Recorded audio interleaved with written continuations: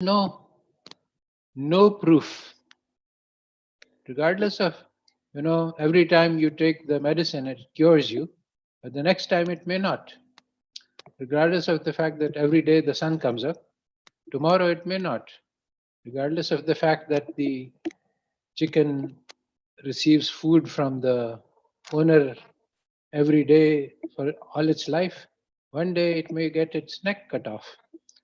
So, even if the law of gravity has held for the past billion years, for the past 10 billion years, it may suddenly stop working tomorrow. There's no proof that something which has worked in the past will continue to work in the future.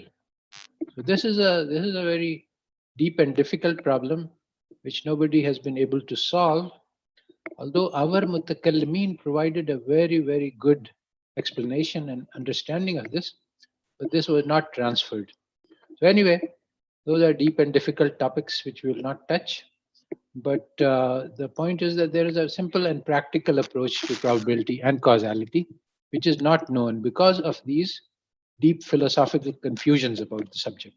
Nobody understands what causality is, how it does, and basically it's very difficult to differentiate between causality and correlation. And correlation is something entirely different from causality. Correlation is symmetric. If X is correlated with Y, then Y is also correlated with X. But causation is only one direction. So that's one obvious difference between correlation and causation. So, anyway, those are two topics that I did want to cover because those are also philosophical, but they are also at the same time both philosophical and technical. So, what I think I will do is I've started this new list, and basically, one of the reasons is that I want to now, there's been a lot of demand on me to start a course on Islamic economics, and that's something that I have been wanting to do for 20 years, but I haven't found a satisfactory approach. Basically, all of the approaches that I know, when I tried them on students, I found that they don't work very well because they assume a lot of knowledge. Now, if you don't assume a lot of knowledge, then you have to teach all of that.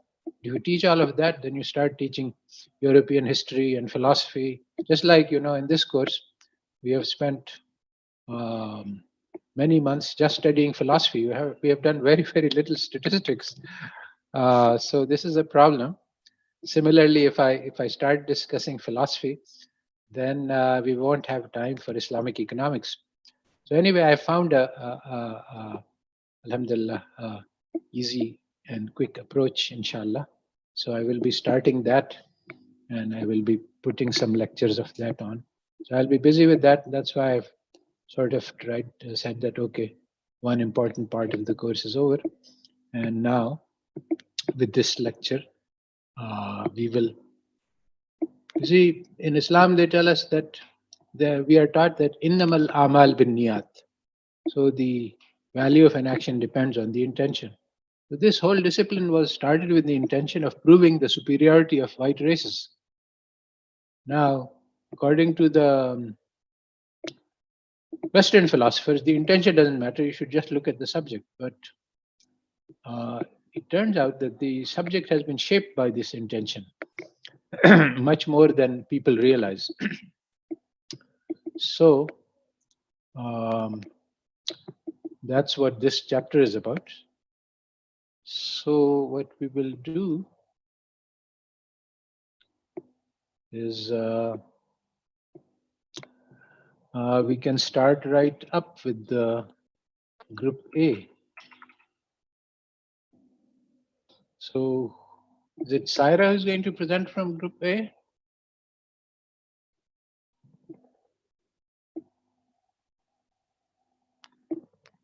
So, Assalamu alaikum, yeah. sir.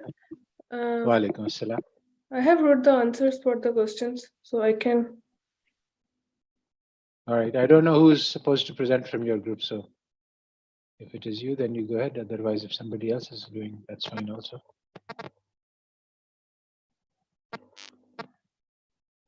Go ahead. You can. Okay. I'm sharing my screen. Yes.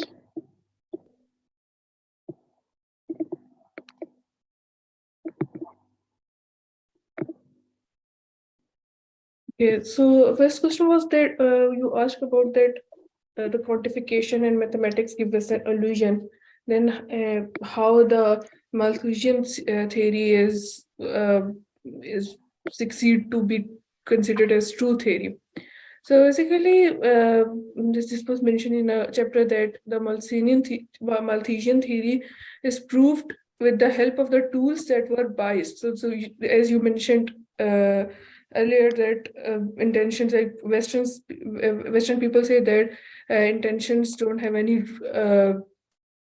role in deciding your actions, but here they have the intention, the goal was to prove the superiority of white people, so they did so, and they developed the tool. Those were biased. Basically the stats is not like biasness is error in stats, but these tools with the help of which we are evaluating today's realities, basically those tools are biased. And then basically the theory is accepted by the powerful segment of the society. The powerful people are accepting, and they are making the people who are not rich, who are not powerful, to respect them, to accept it, because they are submissive. Generally people are submissive for the sake of their survival, so they have to believe that what is the status quo, what is being taught to them for the sake of their survival. Then you ask that Let me just clarify that what Malthus said was that population increases geometrically and food supplies increase linearly, but he had zero data. This was just something he made up in his mind, and the data doesn't support this. Food supply per capita has been growing a little bit for the time. So this is just yani, a theory invented out of the head. Similarly, all of the econometrics we do is made up in our heads, because we say, let us assume that the errors are independent. Let's assume that they are normal. Let's assume that they have equal variances, homoscedasticity. So assume that the model is linear. Where where is the truth of that? Nothing. There is no truth. It's just made up. So when you're allowed to make up assumptions, then you can prove anything you like. This is the issue. Okay, go ahead and so deal with. Yeah. okay, the second question was about that if we are going to interpret same data in a different way, so is this possible? So I took this statement that people are going to be malnourished, or the food supplies will be not enough as the population will be. So the same, if you take for example, if you take this statement as true statement, so this statement can be interpreted as that the people need to produce more, they need to decrease the income gap between poor and rich. And similarly, the same statement can be interpreted as that you need to, like from the Malthusian theory, who said that you don't need to uh, make poor people to live, because they are eating all the food. So basically, the Excellent. same statement can be interpreted through different lenses. So This is a that's very good examples. Very good example. So um, you should understand how important these projections are. Basically, the whole lockdown, etc., was done on the basis of projections that if this is not done, a disaster will happen. Nobody really knows what would have happened, but the statistical projections drove the policy. Even though this is a completely new phenomena, you can't really reliably forecast what's going to happen. Maybe those projections were good, maybe they were bad, I don't know. But all we know is that policy was made on the basis of those projections, even though they were not reliable. And many other policies could have been made on the basis yes. of the same data. Okay, very good. That's a very good example. Go ahead. And Question this is three. similar to that ayah in which Allah says to people, to Yahud, I guess, that if you think you are on truth, then please ask for the death. If you're so sure that Yes. you are going to be you are ending up at the And heaven, so please yes. ask for the death. So third question, to explain how a labor naturally leads to the idea of earning money is the goal of the, like, an economy function without labor market, and is it possible to live in a capitalist economy with a labor market without making earning the goal of life? Okay, so my answer for this question is that basically the labor market is like creation of human robots who can work solely for money. So if this is fed in our mind from the start of our education, that if you are going to have a big balance, then you are a successful person. If you don't have any money, you are not successful person. Then we ended up with making goal earning money as the goal of life.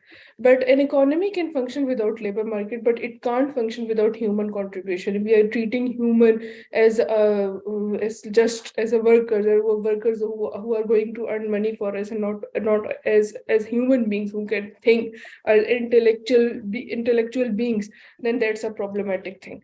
Then it is possible to live in a capitalist economy with a labor market without making earning money the only goal of life. For example, following the ideology of religion, religion acknowledges the importance of human being, intellect of a human being, and consider him or her as a bringer of good in a society. So there is another goal as well. Thinking theory that explain how Malthusian theory of poverty encourages us to develop an indifference to the suffering of the poor, and the phenomena of poverty explain how this indifference is reflected in modern economy. So basically, the Malthusian theories justify and rationalize poverty and discrimination. So what is happening because they are poor? They are poor because they inherited this. So this is because of natural selection. And he further argues that the solution of this is to eliminate poor people, not poverty. And so if we consider modern economic theories, what they teach us that the only goal of any shareholder of a company is to maximize the profit. There is no other goal, and even a person, individual, can only have one goal to maximize his or her utility. So this leads us to make earning money as a sole goal of our life, and then maximizing the utility as the only goal of our life, and this make us indifferent to people who are poor. I hope this is clear. Yes, I think so. This is fine. Okay, thank you. All right. So there are many other ways in which the indifference to the poor is reflected in economic theory. So, for example, you see, you calculate the GNP, but you don't calculate the number of people who are hungry. I mean, if you and I were thinking about how to do economics, we would say, okay, let's focus on making sure that everybody gets enough food to eat. That should be the first priority of any economic theory. But economic theory does not mention anything like that. In fact, the only way the poor come in is the economists say that if you provide food to the poor, then that will reduce their incentive to work. This is a question which has been discussed and debated and researched.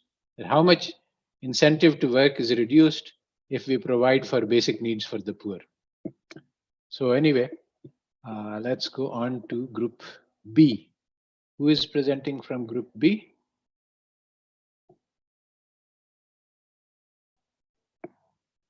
Is it Sayyid Muhammad Hassan Askari, or is it somebody else?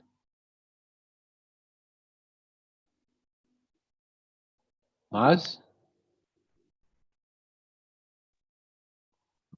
Yes, sir. You are Assalamu alaikum. presenting? Yes, sir. I am Walaikum going to assalam. present. Okay.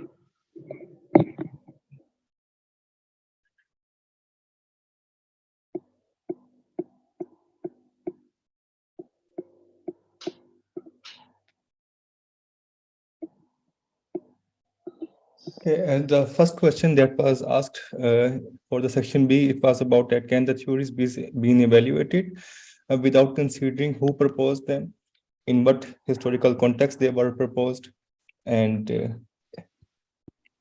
why it is necessary that this historical context is compulsory to understand the background of the theory. So here we just came to the answer is that yes, the historical background is very important. Without that, the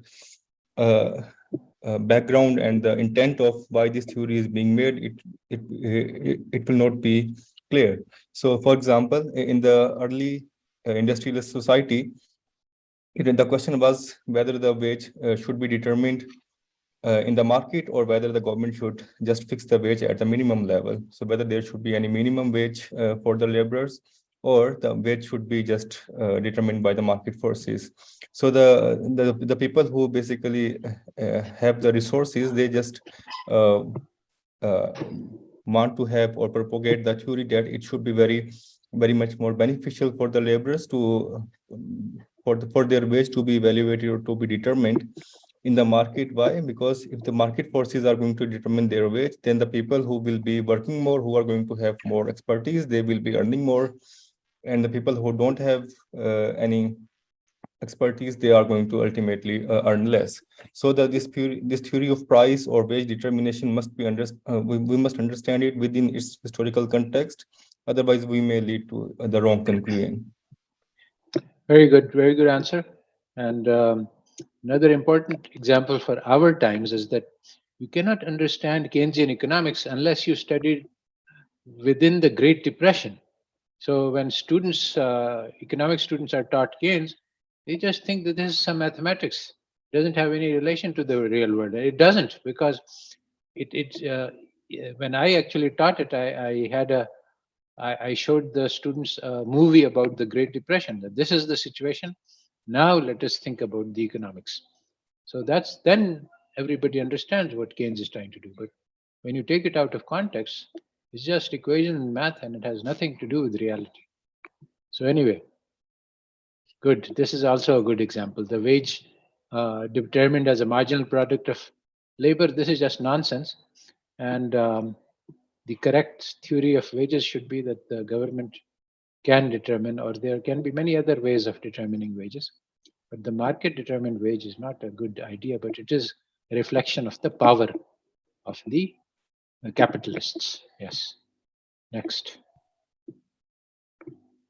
Thank you, sir. The next question is that we had to do some research on the influence of the now forgotten racist theory and present one historical example of how eugenics affected his history.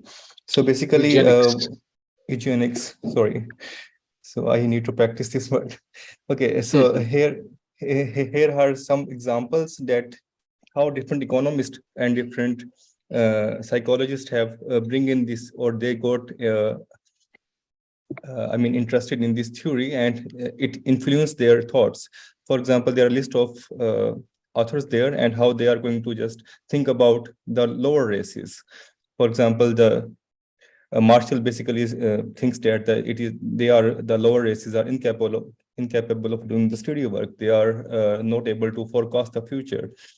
Similarly, there are many other Thor's Fisher thinks that they lack the oversight. They are weak in intellectual working. They cannot do they are not able to do policy making things. So these are the things that are being influenced by this theory, and the historical event that happened influenced by these theories, influenced by these propagation, was that it motivates the West to take over the weaker population, because they think that it is more beneficial even in their own interest, even in their interest of weaker races, that if the West is going to rule them, it is more beneficial for them, because they will be ruled very more properly in a more better way. So they just going to kill inhabitants. They just loot their resources by just propagating these kind of theories. You see, the one thing that you should understand is this was very popular. Nearly everybody believed these theories. It's only the Hitler's burning of 6 million Jews, which was a practical application which horrified the world, and that is what led to eugenics being a bad name. So it's only in the 20th century, in 1940s, that eugenics became suddenly disrespectable. Until 1940, this was the most popular and most common and favorite theories of the white people, that we are the superior race and everybody else is mentally defective. Okay, so next. Okay, the next question actually is interlinked with the previous one. It says that we have to provide one paragraph summary explaining one way in which modern economics is shaped by the historical experiences of England. Okay, so here basically we have just summarized some thoughts or some theories influenced by the unique thoughts. And here I have just bring up one example here that for instance, they have just propagated one theory, which is what we know about the free trade, and which says that which propagates that developing countries don't have enough capabilities to produce the finished goods, to produce more better goods. They have lack of machinery, lack of intellectual property are there. So what they do is that they must be selling out only the raw material to developed countries and then import the final products from them. So it is the only possible way to make to survive.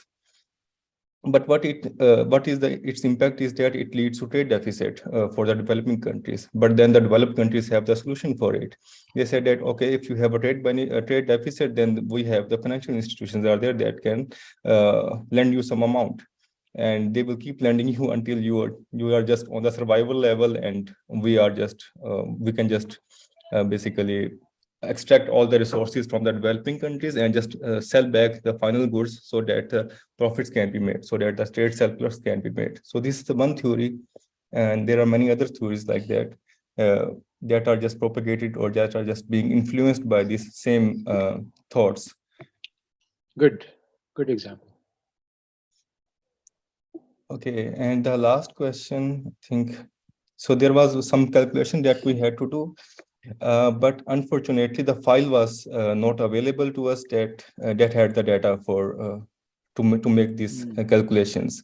Actually, the thing that was asked is to just adjust the data set that was being provided in the Excel and create another data set which does show the regression towards the mean.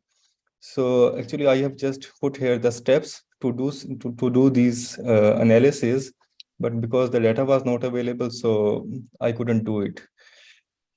So to make the data or to change the data set that so that it can be made in a way that it's regression towards the mean.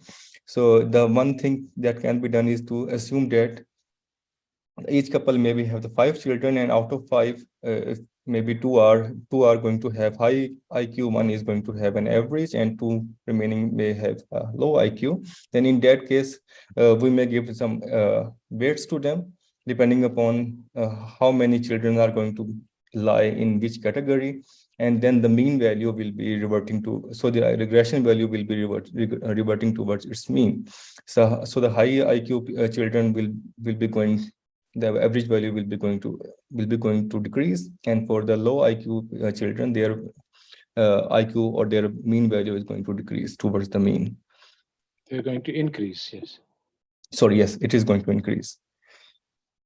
And in the second part, we had to calculate the variance or variations by just taking the difference between maximum and minimum value of parents, and then we have to compare it for the children. So it is also incomplete. No problem. Basically, this regression is a very subtle phenomena and requires some work to understand what it is and why it is. And actually, David Friedman's book has a good explanation of it called Statistics. And I was trying to explain it in an easy way, but I didn't succeed, I think. Anyway, the point of regression, apart from understanding it, is that this was really a shock to Fisher because he wasn't expecting this. He was expecting that the high IQ people will have high IQ children and low IQ people will have low IQ children. That would have proved his racist theory. But it didn't happen like that. Actually, he was working with heights, not IQs, but it was the same thing. Anyway, go ahead.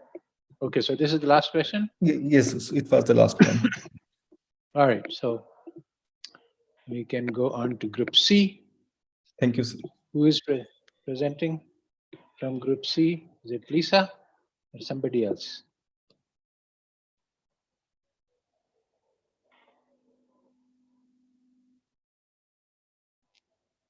Yes, group C. Oh, Nadia.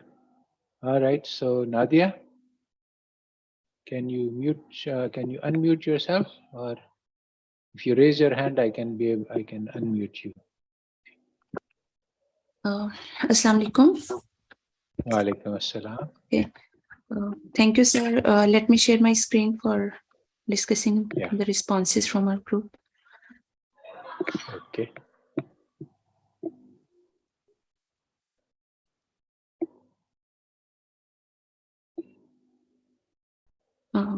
Is it visible now? Yes, we can see. Okay. Right. We have question number 1 related to the book of Why. And it was about the case Fisher and Hill's conflict. And initially, this conflict was started by the opposite views of statisticians and clinical doctors. And there was an observation that the increase in the lung cancer disease late in 1950s and in 1960s. This was because there was a rise in the industrialization and advertisement related to the smoking, and more people were induced towards smoking. But again, there was an observation that cases of lung cancer have increased quadruples, and millions of people were at risk. So many of the doctors who had never seen rarely seen any case of lung cancer before the boost in smoking habits, they had to experience more frequent cases of lung cancer in their hospitals. So, but the statisticians had developed a stance, and they were defending their stance. Specifically, Fisher was on the wrong side, and he was claiming that smoking do not cause lung cancer. And basis for his claim was that he always proposed, and his view was he was very stubborn in his views. He used to say that correlations cannot prove causation, and only basis of empirics cannot give us a theory. So he just observed that the lung cancers cannot be caused only by smoking. There are certain genes, and there are in fact, he brought many numbers and many theories to defend his hypothesis. And he claimed that age and different other factors are confounding factors, and we cannot test those. And he was of the view that we have infinite imaginary population, and we have to reduce it to some workable statistics. So he kept defending his view, but millions of lives were at risk due to this hypothesis. And until 1964, his hypothesis was not accepted by the clinical medical doctors. And later on, Hill, another statistician who had taken the other criteria for qualitative patterns, and he did case controlled studies for testing this hypothesis, and found the other way around results. However, we cannot completely rule out the idea of Fisher. Actually, Fisher was very brilliant to defend his ideas, and he claimed that certain genes are present in smokers who self-select them for smoking, and those genes are related to cause lung cancer. So smoking is not only cause of lung cancer, and it may not be the major cause of lung cancer. He just said that smoking is simply associated with lung cancer.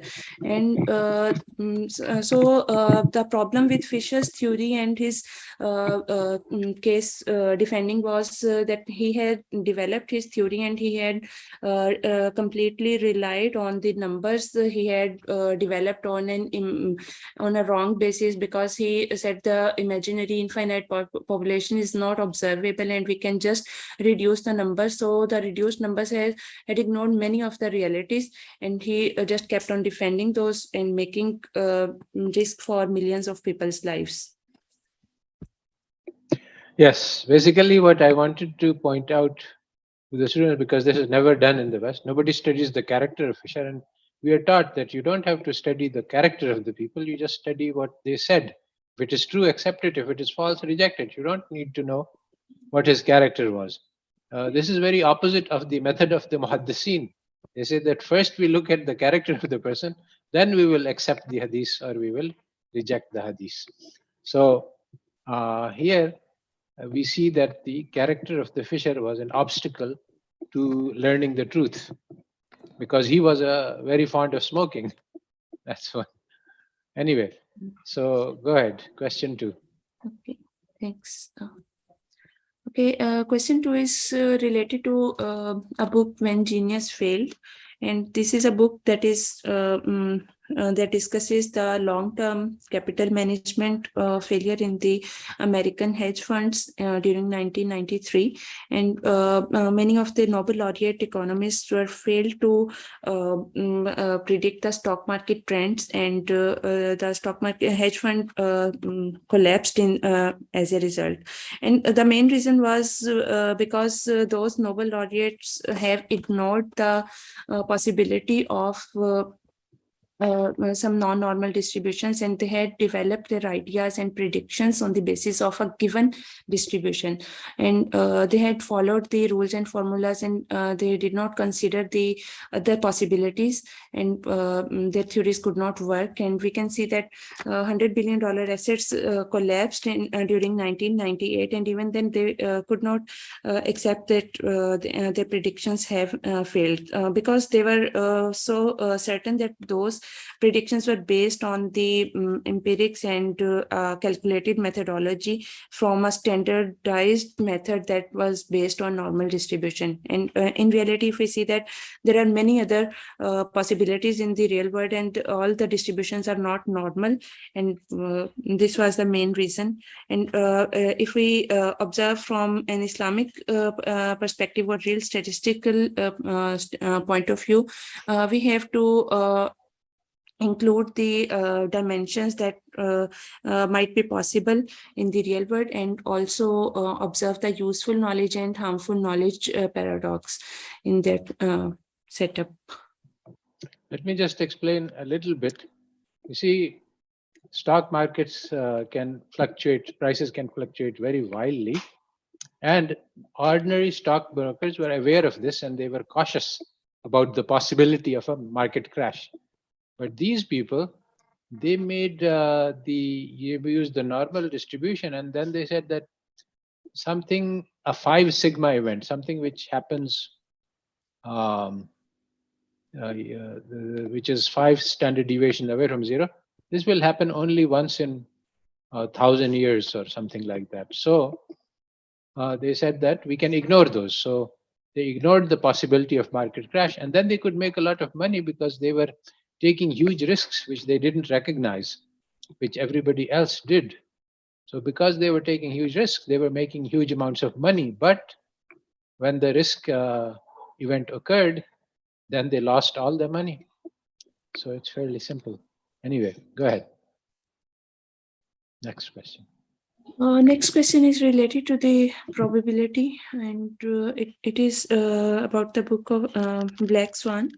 Black Swan refers to an event that rarely happens, and in the history, if we see that a number that has a chance of 1 in million or billion to happen, so it is usually ruled out in calculation of probability in the conventional statistics. So if we see a black swan event, it is declared as impossible because its chance of happening is very rare, so it is usually not considered in our framing of probabilities or chances of any event. So this book basically focuses on those rare events that have rare probability of happening or very low probability of happening. However, human tendency for finding these simplistic solutions, specifically the ones that were before the boost of the technological advances in computing of statistics, there was a very common practice that we have to simplify the reality on the basis of certain assumptions, and we ruled out that if those assumptions are not fulfilled, what would happen. So the lesson we can learn from this, that we should not rule out uncertain events, and there can be outliers, and improbabilities are not actually improbabilities. Basically, there is also chance of happening such improbable events also. And Islamic perspective is that we have very limited knowledge, and Allah knows the best about the future, and we cannot completely frame all uncertain events. Definitely there is a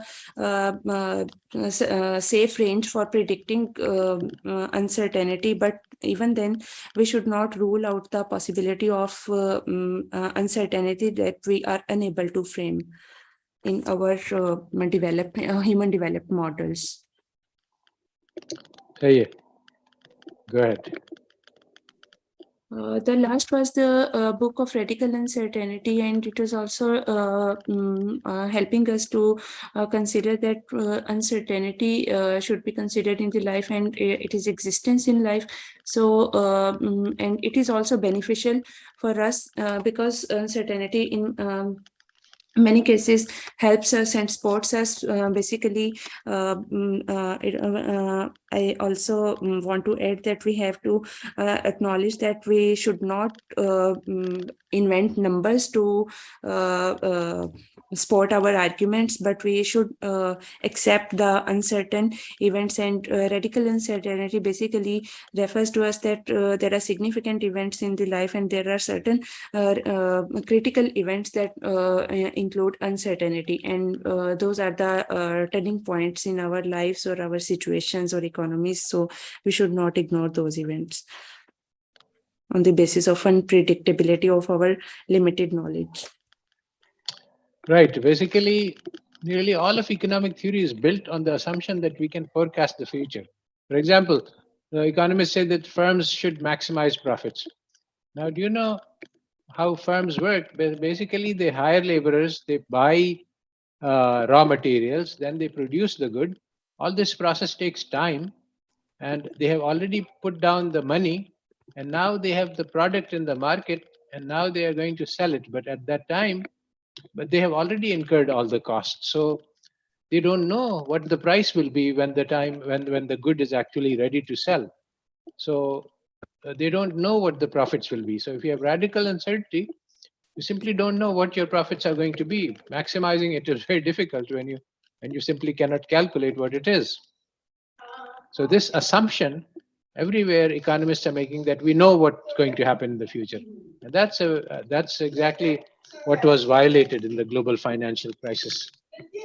All right. So next section, is it Syed Hassan Ali who's going to present?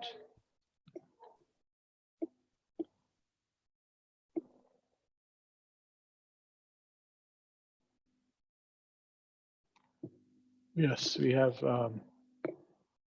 Group D. Assalamu alaikum, sir. Wa alaikum assalam. Let me share my screen. Yes, please go ahead.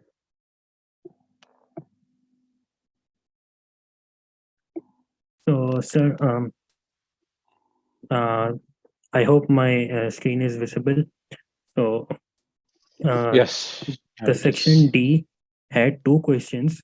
So, the first one was that this is the survey results that is shown here, and it is being compared with the original results that came up.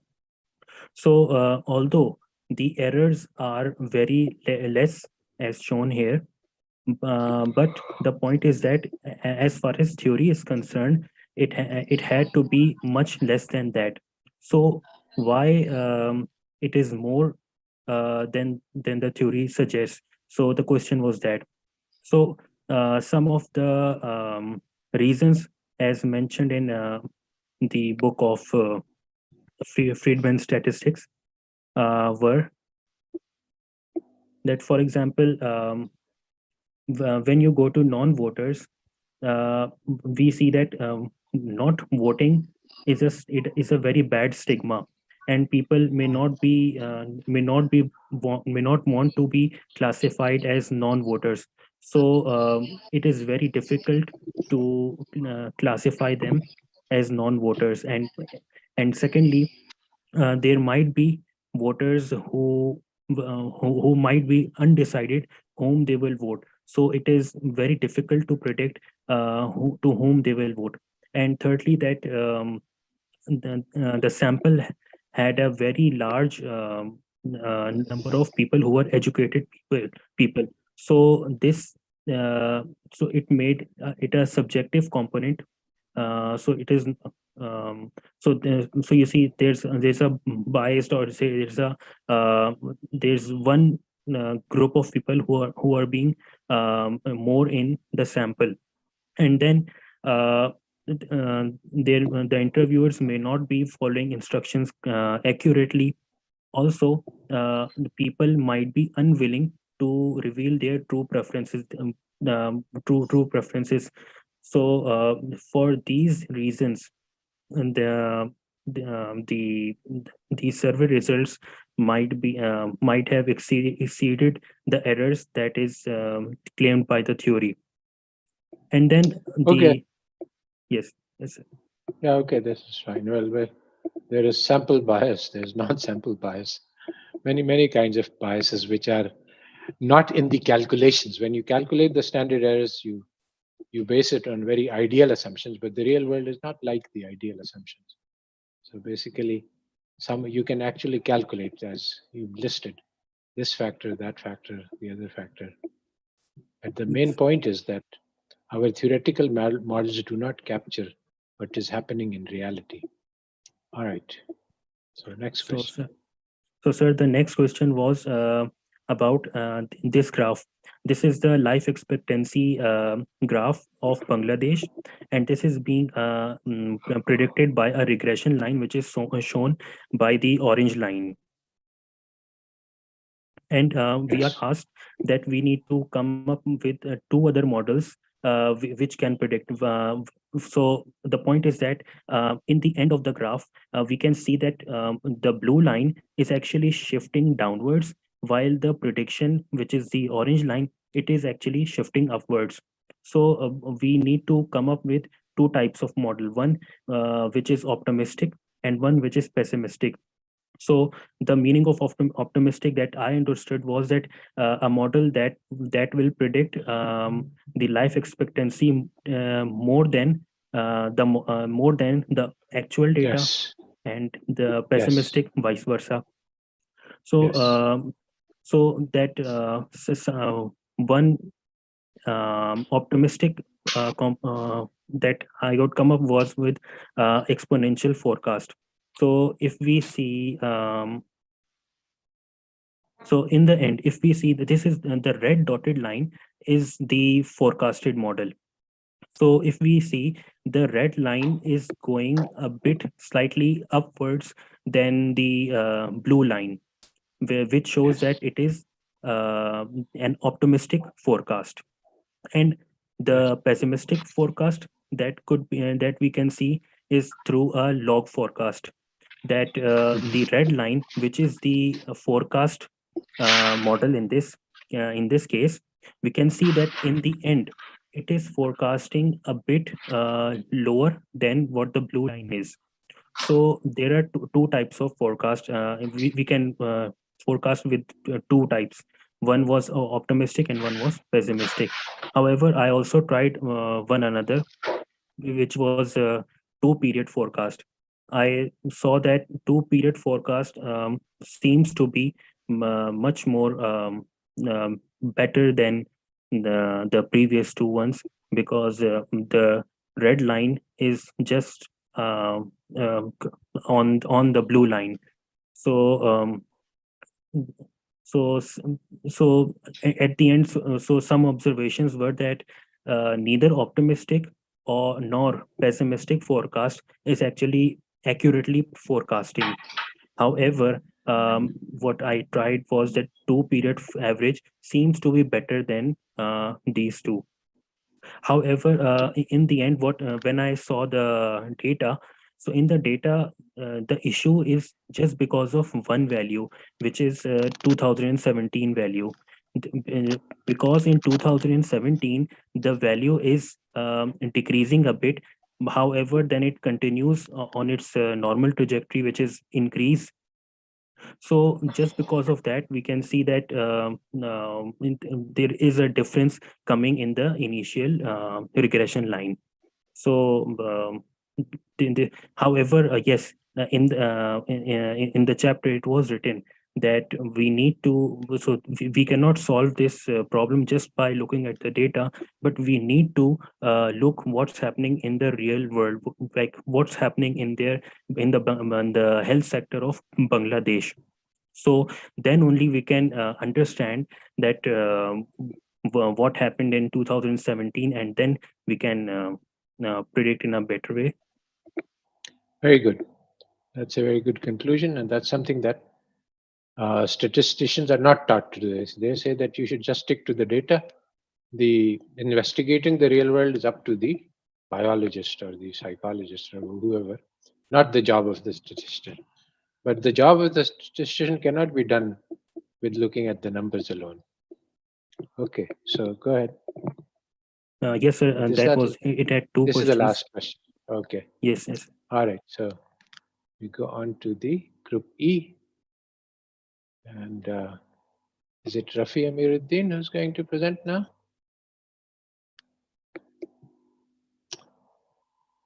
Yes, good job, Sayyid Hassan Ali. And now it's time for Rafi Amiruddin.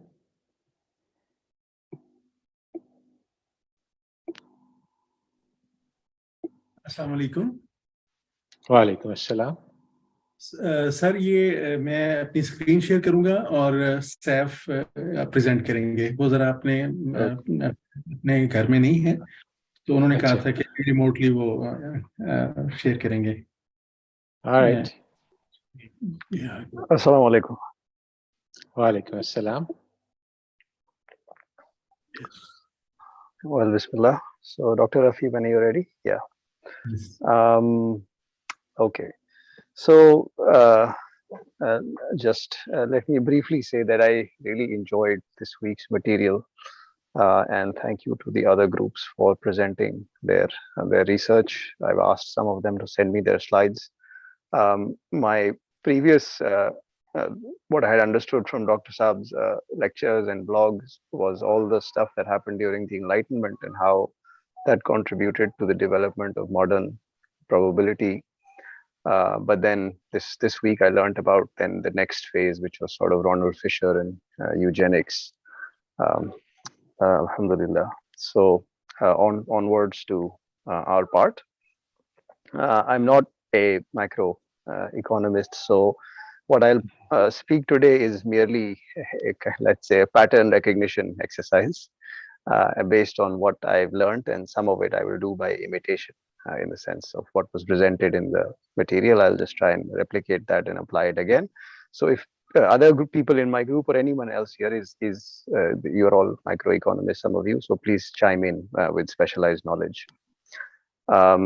So the first thing was we had to draw a graph. This was the data for Philippines from let's say 1960 to 2018, and then there were two. One was nominal GNP and broad money. So I don't know what broad money is. I understand by it is the amount of currency floating in the market. Am I right about that? Well, it's currency plus credit plus a number of instruments which are very highly liquid, like bonds. Anything which can be turned into cash very quickly is called broad money. I see. Narrow money is just cash and checking accounts, cash and credit. I see. Dr. Rafi, can you just maybe do a slideshow? My graph is not very good, so maybe if it's a little bigger, it'll be easier to do. Yeah, your graph is much. Yeah, no, your graph is much better, I think. This is Dr. Rafi's graph, which is the same thing. So Yes. that's good. We had confirmation that two people got the same result. Um, so this is the graph, and of course, the obvious pattern is that the two stay very close to each other till about 1980 or 1978, maybe just before 1980, and then the divergence begins after that. Now, I don't know why that is, whether that's to do with the way it's being measured, or there was actually a good correspondence between money and GNP at that time. And then the divergence continues to grow, and essentially GNP grows faster until about 2005, and then money kind of catches up. Um, and ultimately, I think it catches up fully, right?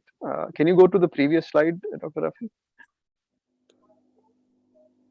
Yeah, so I actually have it catching up completely. So maybe I don't know, but so that was basically the pattern. There was initially accord, then divergence, and then again accord, but only in recent times, like maybe 4 or 5 It's years the ago. ratio that is supposed to be critical. Ratio I to see. GNP. I see. Okay, so can we go to the next slide? So Okay, this so is the percentage. So this is the measure of change. This was log of money in year t over t minus 1. So this was the percentage change, and then again the blue is the money, and black is GNP. And there is agreement in the sense that there are some, whenever one rises, the other also rises, but then there are some peaks that I've tried to circle in red, which is GNP. It peaks in GNP where there is no corresponding hike in money, and the other way around as well. So can we go to the next slide? Yeah, this is the same thing. Okay, so this is the high and low graph. Now, so obviously, again, in the beginning, there is some accord in the sense that there is a bit of a lagged. So if so so when one goes down, the other one also goes down. But after about 1970 to 1985, you can see that in money there were some up highs and lows, but GNP stayed constant. So that's 1970 to 1985. That's a decade and a half where the relationship is not quite the same, and then again we see some similar pattern. And so in the table, what we are showing is how many times, if the GNP was increased by a low amount, money also increased by a low amount, and how many times it was out of sync. So it was 21 times we have accord, so between money and GNP contemporaneously, in the same year. And so this is a question that I had. So this is just my imagination, layman understanding. So does contemporaneous agreement tell us anything? Because wouldn't it be more like taking some drug or something, like you take the drug and then after a while the effects kick in? So yes, that's true. The only issue is 1 year. This is annual data. So I see. Okay. if we think that the effects of money will take place within 1 year, then contemporaneous will be enough. If we think that the I effects see. of money will kick in after 2 years, then this will not be enough. So this is a place to start, and you can look for higher patterns. But you can see in your graph that in the red line, which is I think the GNP. GNP, yeah, Yeah, GNP. it stays high, and while it is high in the big band, money takes a sudden dip in the middle, but there doesn't seem to be any immediate for any effect for at least 3-4 years after that. Then there is a Yes. decline. So it seems like big money shock doesn't have any effect on GNP. So Yes. One of the things that I want to explain, especially to those who have statistical training, is that this is all you can do. You can look at the data and see, okay, this is what's happening. The actual stuff that we do that SAF does not know how to do is to put this data into computers and build fancy models and have them grind out results. And we think that that is giving us information when in fact it is giving us garbage. So this is actually a direct analysis of data. I'm saying, okay, money went up, what happened to GNP? I can see what's happening. This doesn't require any fancy math. It can be explained to anybody on the street. But there is no more information. This is the thing that statisticians and econometricians don't know. Because they are used to working with a very fancy model. You start with this very simple data set, and then you add a lot of complex assumptions, and then you make a very complicated mathematical model, and you think that this is somehow closer to the truth because this is how you've been trained. That's just brainwashing. Okay, so go ahead. Yes. So, Dr. Rafi, am I right in interpreting this table? So, the 21 and 22 are the times in which there was accord between, meaning 21 times both were low and 22 times both were high, right? Exact. Yes. So that's much larger than 16, which was the number of times that there was no accord. So it does seem like, and I think Dr. Rafi has had computed that into a figure of 73% accuracy, which is, I feel, fairly high. Yes, For accuracy, by I think you mean agreement between the two. Agreement, exactly. Agreement. Yeah. Okay. So then we could go further and change it into three groups. So we took the rate of change of money and GNP and divided into three. So the first 25%, then I believe the bottom 25%, and then the middle, and then did the same thing for three groups. So it seems if you increase it to three groups, then you see a little more disagreement. So if you just focus on the table here, the number of times that so the important information is on the diagonal, which is the number of times that there was accord. So it was 9, 16, and 5, which totals up to 20, 30, I think. And then the rest of the times there was no accord. So increasing the sort of bin size or what have you, the number of divisions that you make of the range, it does tell you a little more about, and that would make sense, right? Because now you have more variation in the data, so there is more room for disagreement. Yes. But still, the diagonal numbers are generally higher, especially the middle number. In both money and GNP stayed in the middle for 16 times out of however many years there are, the 60 years or so. Actually, now 50% accuracy is like nothing. Yeah, that's right. a blind match. It's a blind guess. So it's not really very good at all. Yeah, because that means half the time you didn't have a chord. So yeah. So I'm just wondering if there was some particular years that we can look at. If we look at this graph, like for example, the years that would stand out to me is where the direction is exactly opposed. I mean, so for example, 1964 or so, like, right, it was. This is very good. This is the kind of thing that econometricians are trained not to do, because to them all the data is the same type. But now you see, okay, in 61 there was a huge problem and money went down, but GNP went up. So now you go and look at history, see what was happening in this year. Why did this happen? This is the kind of thing that statisticians and econometricians are trained not to do.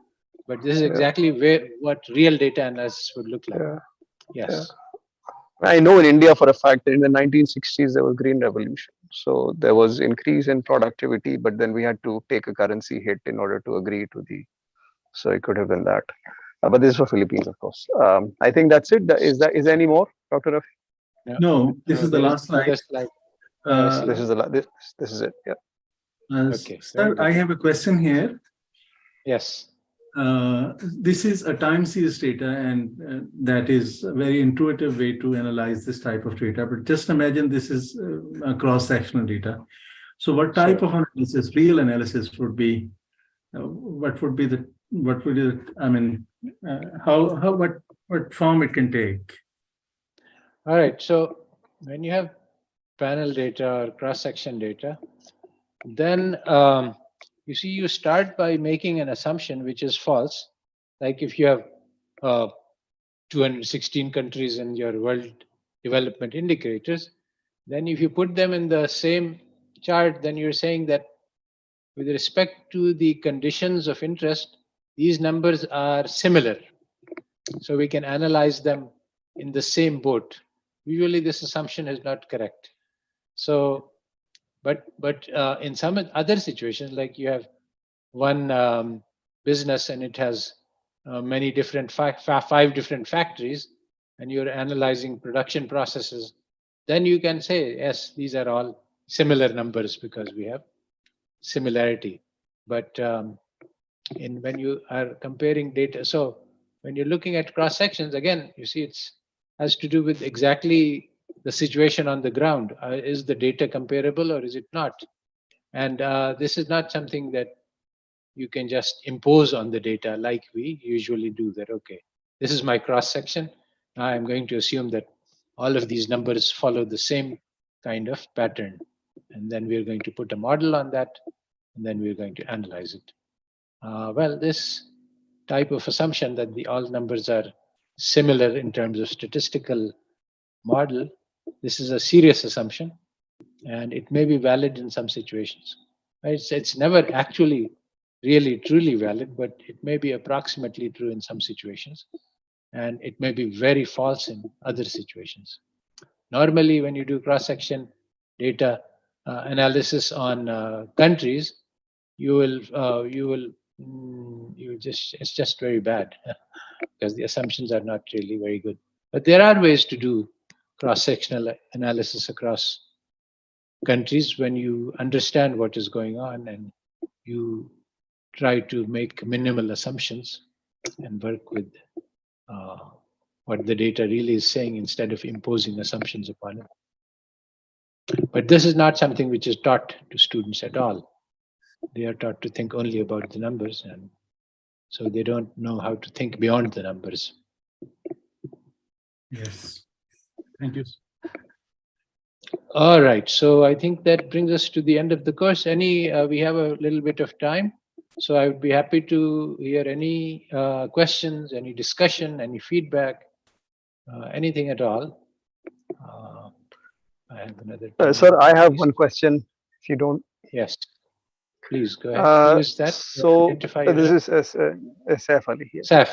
Oh, okay. I didn't just got the voice. Okay. Sir, so I think this information is very important. Like, for example, things like Ronald Fisher and the eugenics movement, and how that. The thing is, I'm just wondering how to take this forward. Like, so because I think economics classrooms are not the place. Because the thing is, if you do it, then they say, well, we don't want. What is the relevance of all this? It's just statistics, and I know you presented both views, and you pointed to literature that argues both ways, that it has been washed clean of its original, and then some people say no, it hasn't been. But mostly, overwhelmingly, in economics classroom, it's mostly people who just want to get jobs in banks, etc. Yes, so what is the locally? How do we? This is a very good practical question. Well, you see, when we want to launch a knowledge revolution, and this is what we are trying to do, you have to think back to the origins of Islam. Islam was actually a knowledge revolution. See, the Quran begins with Iqra bismi rabbika allazi khalaq. I mean, not the Quran begins with, the Wahi begins with Iqra, read. So this is actually a command. If you want to get knowledge, you have to read. And then Allah Ta'ala says, Allama al-insana ma'alam ya'lam. This is a prophecy, because Allah Ta'ala has not taught anything yet. This is a prophecy that Allah Ta'ala is going to give a very unique kind of knowledge to mankind.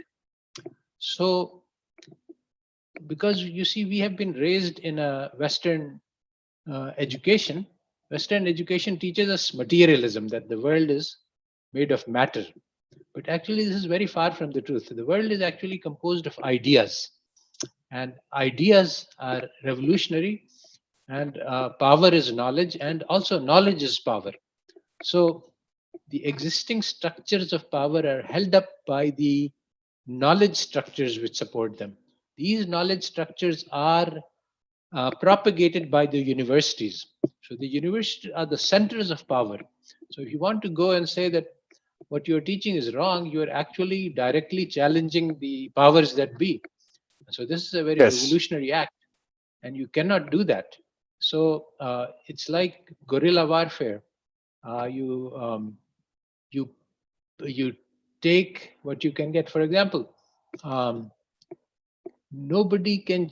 I mean, initially, you see, when I was starting in this journey, I thought that I'm making these amazing discoveries about economics, and economists will be happy to hear them. But I found that no, the economists is a very closed profession. As long as you are express ideas within the realm of acceptable dissent, everything is fine. But once you go outside that circle, then people stop talking to you, and people, even very famous economists, have had that experience, and they have documented that.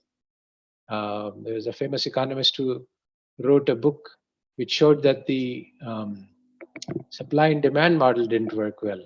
So he said that I lost a lot of friends. People stopped talking to me, and people said that you are a traitor to the cause of economics. So this kind of thing. So the structures of knowledge, it's not. You see, we are trained. We think that knowledge is neutral and that people are unbiased, and if you bring them the truth, they will accept it. Nothing like that. It's very far from the truth. So when you launch a knowledge revolution, there will be blood in metaphorical terms. So it means that you have to be strategic. You have to understand who, where, what. Now the thing is that in our countries, the stranglehold of the economists is not so strong, and the appeal of the other points of view is strong, and we have actually access to our heritage. Our heritage includes a very vast intellectual treasure, which is capable of challenging and actually taking down modernity. Modernity is a very shallow philosophy compared to what we have. So we need to pick up those tools. We need to fight those local battles for knowledge. And you can't do it at the top schools. You can't do it at Delhi School of Economics, but you can do it at the mediocre schools where nobody paying much attention. They're teaching a lot of nonsense. The teachers don't know anything, and the students don't know anything. And if you teach them anything which is worth knowing, everybody will pay attention. So, in particular, economists are blind when it comes to history. They don't know anything. So, when you start talking on the basis of historical evidence, you will find that nobody can answer your arguments because they don't know the history to be able to answer.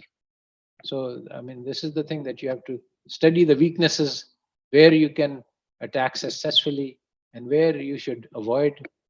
And so, making a revolution, it's a big job. जी sir, जज़ाकुमुल्लाह खैर. Yes. Any other questions, discussion? So Maz here. I just wanted to ask Yes. whether there will be a same type of course for Islamic economics like you have organized. Yes, I am actually planning to start a set of lectures very soon on Islamic. It will not be the same type because in this particular case, the lectures were already done. I was actually going over a second time. This time, although I have a lot of lectures, I'm planning to build one from scratch, from zero. So I'll be creating lectures as I go along, and I don't know what my pace will be, but basically this Islamic economics mailing list that I've created, I will be trying to do one lecture every week. But if If I cannot do that, depending on my occupation, there's an enormous amount of work that I already have, so I will just present some of that in the weekly list. But if I can make a new lecture and we can keep on doing that, then I will be able to create this new textbook that I am planning to. See, the problem has been that I have created this textbook, but it assumes a lot of knowledge on the part of the reader, and so just in exactly this book which I am publicizing nowadays. This book is just too difficult for the average student. It assumes that the student knows a lot. So I tried for a while to explain it. Okay, here is what I've said, and this is what it means. But it becomes too complex, and students are and they're get confused, and you don't seem to be reaching the target. You need to have a direct and simple and quick approach, which I didn't understand how to do until quite recently. Now I think I have an idea. So I will be basically experimenting with this and looking for feedback to get to see if people are following what I'm saying and if it's sufficiently simple and so on, so that I can build a new Islamic economics textbook, which doesn't exist currently. There is no textbook of Islamic economics which is serious. Everybody, there are a number of textbooks, they are all imitative. They say that Islamic economics is like capitalist economics, whereas what we are saying is that it is the opposite. Yes. Mrs. Fahad Mansoor has asked the question that modern economics is a religion, actually, and it is the religion of the West. So it's not just useless, it's actually very harmful, because modern economics is built on assumptions of that every human being is an animal. There is no God, so we must maximize pleasure on this earth. There is no day of judgment, which means that we can do anything we like. Survival of the fittest is the only law of the jungle, and it's a fierce competition.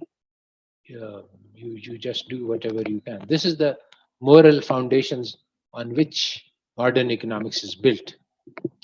So, do we already have a body of knowledge that resolves all economic problems? Well, you see, knowledge is not something that exists in the head, and it's not something that exists in books. Knowledge is something that guides action. An Islamic view of knowledge is different from Western view of knowledge. Western view of knowledge is that knowledge is in the books, and once the students memorize it, then he has got the knowledge. But Islamic view of knowledge is that knowledge relates to our actions, how we can behave in a way that is different. So why is it not implemented? Well, because we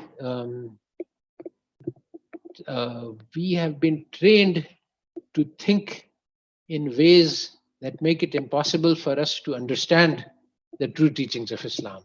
So we cannot even access the knowledge which Islam provides us.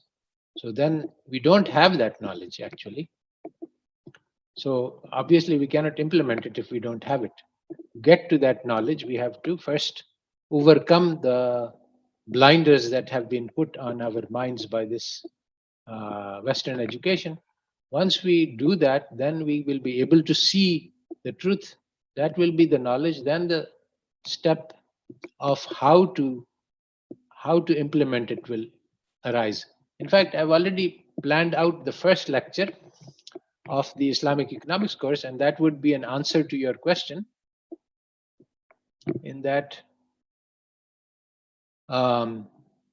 see, we don't have models what we have is a three-step platform. One is the positive side. We try to analyze what is going on in the world. The other is the normative side. What is the ideal society that we want to get to? That we will get from the Quran and the Hadith and the Sunnah and the traditions and the intellectual traditions of Islam and the history. So once we have the actual and then we have the ideal, then we have the third and the most important part, which is the transformative. So we have the positive, the normative, and the transformative. So then we say, okay, this is the ground reality, and this is where we want to get to. So what should we do? That is the transformative. And so what should we do? Well, change begins at home. The first thing we need to change is ourselves. Revolution must be launched first inside our hearts. And then we can export this revolution to outside. That's basically the, well, for Mrs. Fahad Mansoor, I have a lecture on how to create an interest-free economy that was given at IBA a while ago, and there is a link for it. Can somebody find it? I'm not sure. Anyway, the point is that you cannot just set interest rate to 0 in order to create an Islamic economy, because that will collapse the capitalist system. So to get to interest 0, you have to make a lot of other changes to the economy. But why can't we make these changes? Because there is a strong and powerful group which will be hurt by these changes, and they don't want these changes to happen. So first of all, the people who are trying to make the changes, they don't understand the economy, they don't understand what they need to do, they don't have a clear idea of what is this ideal system that we are trying to get to. The second is that nobody knows nobody knows the transformative strategy. What are the steps we need to take to get from here to there? So that's why we can't. I mean, it's not that we know. No, actually, very few people know what needs to be done. So we don't have the knowledge. We don't have the knowledge, and so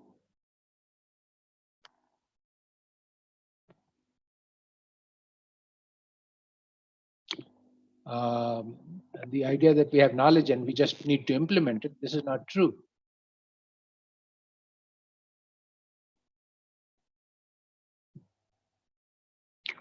All right, so any other questions about?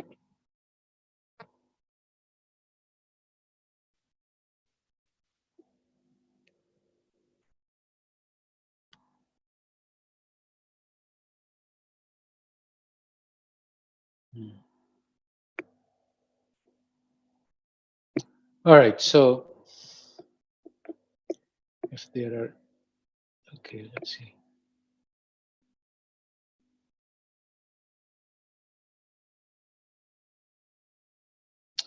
Well, is it this about decolonizing? I think that decolonization, all right. If you will lift your hand, I will be able to find out where you are, and then I can unmute you. Assalamu alaikum, Otherwise, sir. I can't. Okay, okay, you can. So I can see you. Yes. Khwaja Go Naveed ahead, here, sir. sir. Oh yes. Go ahead. Actually, sir, I was trying to add a comment regarding the transformative phase. I am Yes. engaged here at the Rifa International University, and Yes. I am teaching in the Management Sciences department. Yes. So I'm teaching business statistics for the last 3 semesters. And my background is that of electrical engineering, and then I shifted to management sciences and did my PhD in corporate social responsibility. So Yes. Here, the thing I have witnessed is that there is a kind of holistic approach. 7 or 8 courses are there which revolves around the Islamic jurisprudence and Islamic perspectives of life, and MashaAllah. how to instill the philosophy of Islam in different subjects, and we are consistently being asked to develop material regarding the integration of Islamic content in our different courses. So a sense is being prevailed in the faculty and the whole organizational culture. Yes, that your vice chancellor is Anis Ahmed, who is a long time member of Yani. He has been long time Islamist, and he has a very good vision and understanding of the issues, and he is trying to. So that makes it possible. And yes, we can do things like that in Yani, as long as we have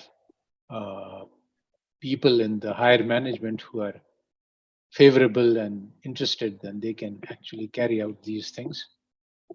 Otherwise, it becomes very difficult. For example, in LUMS, this is not possible to do. oh yes, sir. All right. So, yes, there was a question about decolonization. Well, decolonization is just a first step. It's just sort of yani, freeing your mind to be able to think. So then the second step is, well, now I'm free. What should I think? And that is where Islam comes in. So decolonization is only a small part of the issue. Right? Okay, I think we are at 7:30, and if there are no further questions, then we will conclude.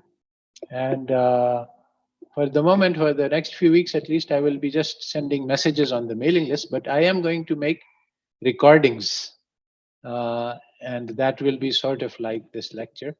And maybe later on, I will, once I have some preparation ready, then we can have some live lectures also on the other list. All right. Assalamu alaikum. May Allah Ta'ala bless our hearts with His Noor, which is the only source of knowledge and wisdom. And may Allah Ta'ala help us to launch this knowledge revolution. See, let me just say one final thing before we go. At the heart of everything I do is the idea that the Quran is still today just as revolutionary as it was 14 centuries ago. And this very few people believe, in the sense that people think that the way out of our problems is through Harvard and through the knowledge of the West. We must learn democracy, and we must learn technology, and we must learn physics and mathematics. We must publish a lot of research paper. This is nonsense. We need to learn the Quran in order to find the way out of our current misery. But very, very few Muslims believe that. Today, Muslims are spending all their efforts and energy learning statistics and physics and mathematics, and very few are trying to understand how we can use the Quran to solve our problems today. And this is what we need to do. All right, so let's end that. Assalamu alaikum wa rahmatullahi wa barakatuh.